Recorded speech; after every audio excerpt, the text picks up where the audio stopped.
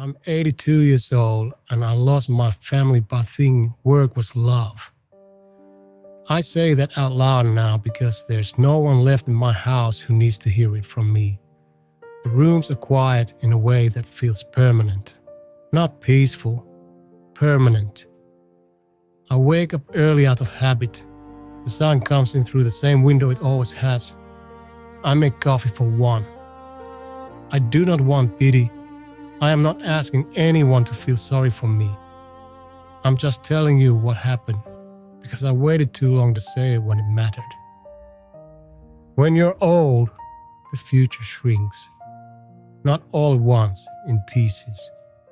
First, you stop planning 5 years ahead. Then you stop buying things you know will outlast you. And then you stop saying next summer because you don't trust yourself to reach it. I keep a phone. I keep it charged. It doesn't ring much. There was a time my house was loud, not fancy, just alive. Back then I complained about the noise. Now I have all the quiet I wanted, and it is too much. I can feel time closing in.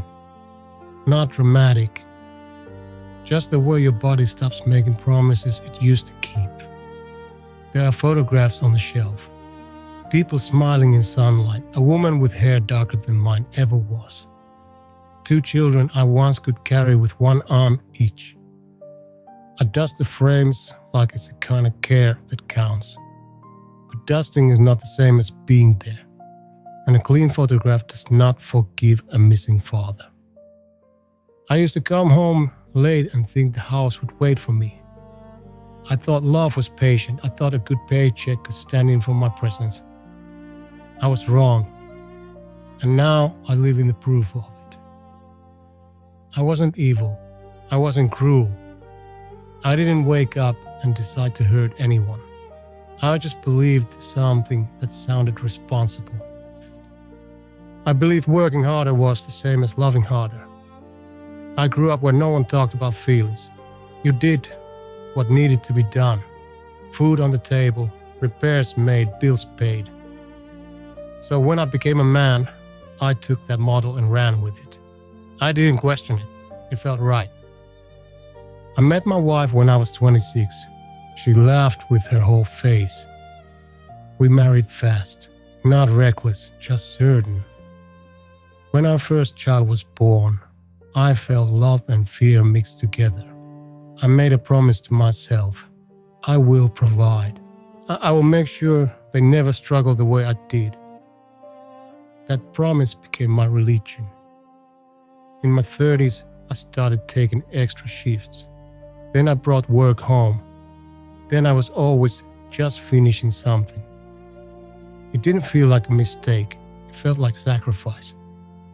I would miss a school event and think, I'll make it up next time. I would skip dinner and think, they'll understand when they're older.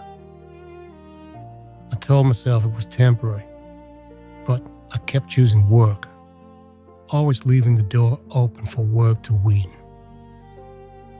She would ask, can you take them to the park this weekend? And I would say, we'll see.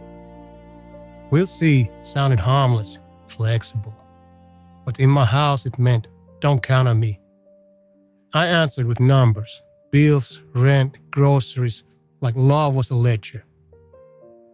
The price didn't arrive all at once. It came like rust. A birthday missed, a school play I arrived for in the last 5 minutes. So a family photo where I'm not in it and no one looks surprised. My wife's voice changed, not angry, flatter. Then she stopped asking. When a woman stops asking, it feels like peace. But it isn't peace. It's distance. It's someone giving up. I was 58 when she started coughing, then tests, then waiting rooms. Cancer. In the hospital, I realized how little I knew about the woman I lived with for decades.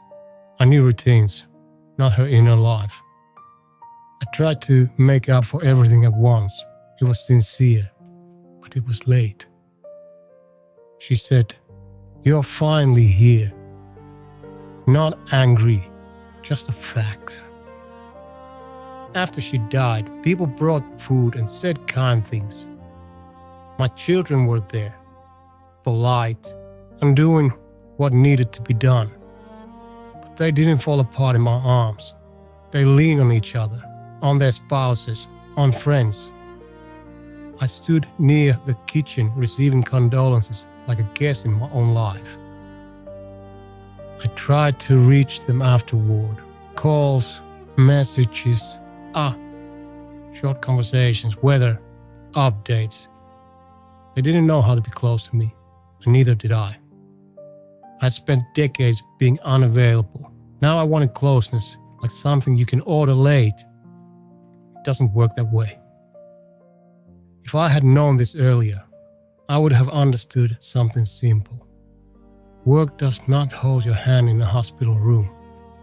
Work does not sit at your table when you are old.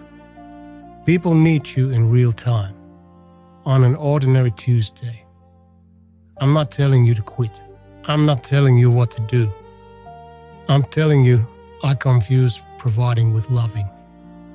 And that confusion cost me the kind of family you can feel, not just claim. I'm 82 now. There isn't much time to rewrite anything. I can call my children. I can say I love them. And I do. But love spoken late is different from love lived daily. I worked so hard to give my family everything that I forgot to give them me.